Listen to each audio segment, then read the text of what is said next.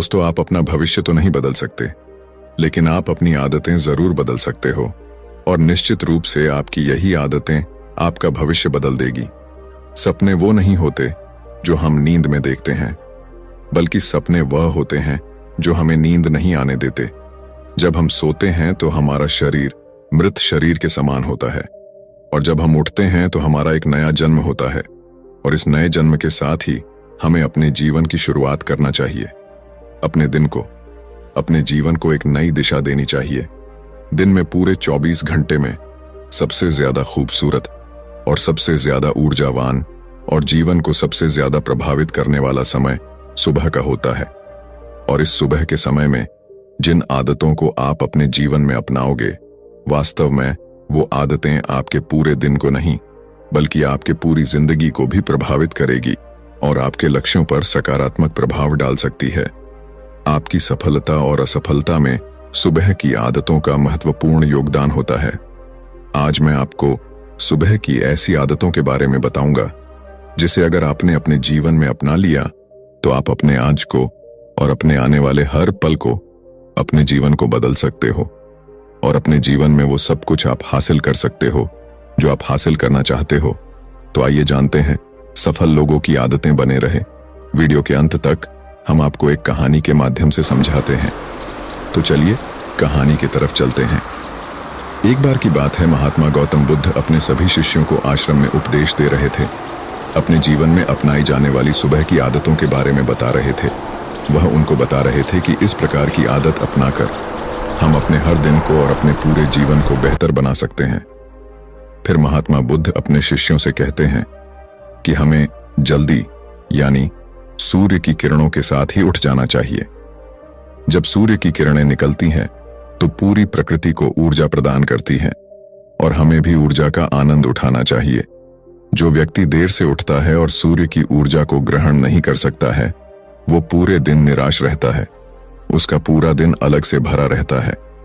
फिर महात्मा गौतम बुद्ध पहली आदत बताते हुए शिष्यों से कहते हैं, हमें सुबह उठते ही सबसे पहले सभी को आभार प्रकट करना चाहिए। चाहे हमारा कल कैसा भी हो, कैसा भी बीता हो, लेकिन हमें आज की शुरुआत सकारात्मक बातों के साथ ही करनी चाहिए। हमें सुबह उठते ही सबसे पहले सभी को आभार प्रकट करना चाहिए। हमें उन लोगों का धन्यवाद करना चाहिए जिन लोगों ने हमारे बुरे समय में मदद की है। हमें उस परमपिता परमेश्वर को धन्यवाद देना चाहिए जिन्होंने हमें यह स्वस्थ शरीर प्रदान किया है। हमारे अंदर किसी भी प्रकार की कोई कमी नहीं है। हम स्वयं चल सकते हैं, बोल सकते हैं, सुन सकते हैं, इस प्रकृति की सुंदरता को देख सकते हैं, चिड़िया के चहचहाने की आवाज को सुन सकते हैं, नदियों के बहने की आवाजों को सुन सकते हैं। क्योंकि बहुत से लोगों ने तो यह देखा भी नहीं होगा क्योंकि उनकी आंख नहीं है। कुछ लोगों ने इसे सुना भी नहीं होगा क्योंकि उनके कान नहीं है। बहुत से लोग तो चल भी नहीं पाते हैं क्योंकि उनके पैर नहीं है। हमें परमात्मा का आभार प्रकट करना चाहिए कि उन्होंने हमें इस काबिल बनाया है कि हम अपना काम स्वयं कर सकते हैं। किसी और पर हमें निर्भर नहीं रहना पड़ता, जबकि बहुत से लोगों को चलने के लिए भी दूसरों का सहारा लेना पड़ता है और दूसरों के ऊपर निर्भर रहते हैं। हमें इस प्रकृति को, अपने आसपास की चीजों का धन्यवाद करना चाहिए जिन्होंने हमारे जिंदगी को इतना सुंदर बनाया है। यह रंग बिरंगे फूल जो हमें खुशबू प्रदान करते हैं, वह नदी जो हमें पीने का पानी उपलब्ध कराती है, यह पेड़ पौधे, यह शुद्ध हवा या फल हमें इस प्रकृति से प्राप्त होते हैं। हमें इन सब का आभार प्रकट करना चाहिए, इनको धन्यवाद देना चाहिए। इन सब ने मिलकर हमारे जीवन को बेहद ही खूबसूरत बनाया है। हमारे मन के भीतर कई तरह के विचार चलते रहते हैं। विचारों का एक कोलाहल मचा रहता है। हम नहीं चाहते, फिर भी हमारे मन में कोई ना कोई विचार आ ही जाता है और इन विचारों के कारण ही हम तनाव महसूस करते हैं। हमें इन विचारों को शांत करना होगा और हम इन विचारों को ध्यान के माध्यम से ही रोक सकते हैं। इसके लिए हमें एक शांत जगह पर बैठ जाना है और अपनी आती जाती सांसों पर ध्यान लगाना है। हमें इस बात का ध्यान रखना है कि हम किस नाक से सांस ले रहे हैं और किस नाक से छोड़ रहे हैं। शरीर के कौन कौन से अंग अंग से हमारी सांसें टकरा रही हैं। जब हम अपना ध्यान हमारी पूरी सांसों पर लगाएंगे तो हमारा मन एक जगह पर केंद्रित हो जाएगा और भटकना बंद कर देगा।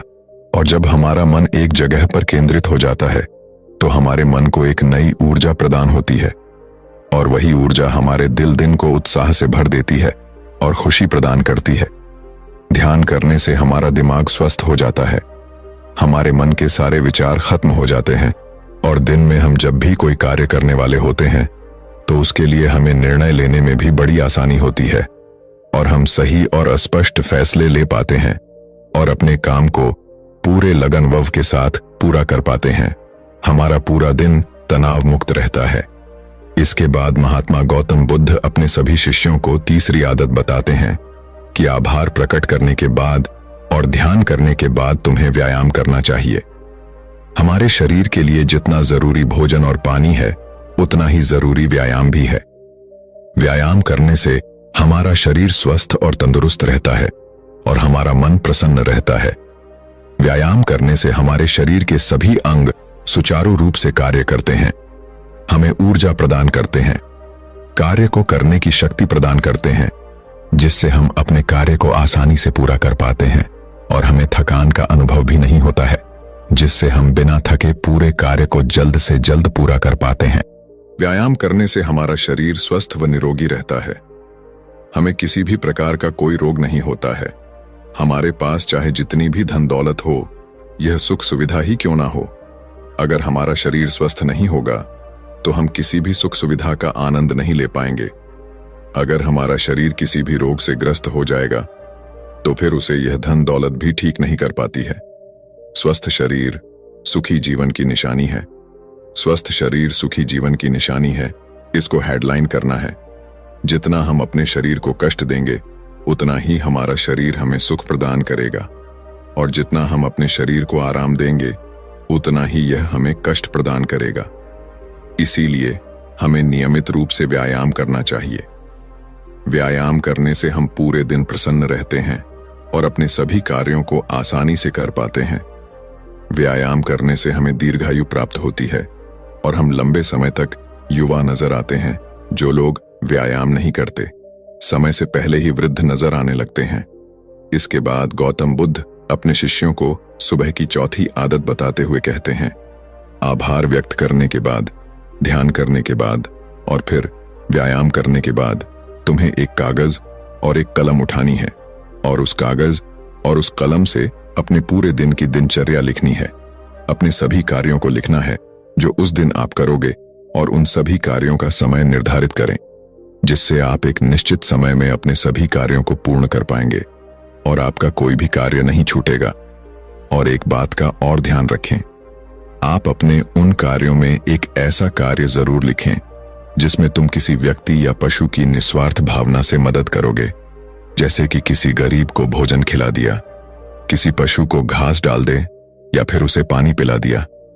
ऐसा करने से तुम्हें शांति प्राप्त होगा और जब तुम्हारा पूरा दिन खत्म हो जाएगा तो तुम्हें एक अलग ही खुशी का अनुभव होगा कि आज मैंने एक अच्छा कार्य किया है, आज मैंने किसी की निस्वार्थ भाव से मदद की है, आज का दिन मेरा बहुत ही अच्छा था, मेरा कोई भी कार्य नहीं छूटा, मैंने आज का दिन बहुत ही अच्छे से जिया। फिर महात्मा बुद्ध अपने सभी साथियों को सुबह की 5वीं आदत बताते हैं और कहते हैं, आभार व्यक्त करने के बाद, ध्यान करने के बाद, व्यायाम करने के बाद और अपने विचारों को कागज पर लिखने के बाद तुम्हें कोई प्रेरणादायक ग्रंथ पढ़ना चाहिए। जब तुम उन प्रेरणादायक ग्रंथ को पढ़ते हो तो तुम्हें उन ग्रंथों से प्रेरणा मिलती है, कुछ नया सीखने को मिलता है और उसी से तुम्हें अपने जीवन में कहीं ना कहीं कभी ना कभी काम अवश्य आएगी। हमें रोज कुछ ना कुछ नया सीखने को मिलता है और हमें रोज कुछ ना कुछ नया सीखना भी चाहिए। जब तुम यह प्रेरणादायक ग्रंथ पढ़ लो, उसके बाद तुम्हें अपने आप से बातें करनी है। दूसरों से तो हम हमेशा बातें करते हैं, लेकिन कभी अपने से बात करने का मौका ही नहीं मिलता। इसीलिए हमें अपने आप से बातें करने चाहिए, क्योंकि आपको आपसे बेहतर कोई नहीं समझ सकता। इसीलिए अपने आप को धन्यवाद देना चाहिए। अपने आप से कहना चाहिए कि मैं कितना अच्छा हूं, मैं बहुत ही खुश हूं, मैं हर कार्य को कर सकता हूं, कोई भी कार्य मेरे लिए असंभव नहीं है, मैं हर परेशानी से लड़ सकता हूं, जो लक्ष्य निर्धारित किया है उसे पाकर रहूंगा। चाहे कुछ भी हो जाए, मैं उसे हासिल करके ही रहूंगा। मैं किसी से नहीं डरता दोस्तों। हमारे जीवन की यह छोटी छोटी आदतें हमारे जीवन को एक नई दिशा प्रदान करेगी। जब आप इन आदतों के साथ अपने दिन की शुरुआत करोगे तो फिर आपका हर दिन बेहतर रहेगा और आप हर दिन पूरे दिन प्रसन्न और खुश रहोगे। दोस्तों, यह छोटी छोटी दिखने वाली 5 आदतें हमारे जीवन पर सकारात्मक प्रभाव डालती हैं। आदतों को अपनाकर हम अपने हर दिन को सुखमय बना सकते हैं और अपने लक्ष्य को प्राप्त कर सकते हैं।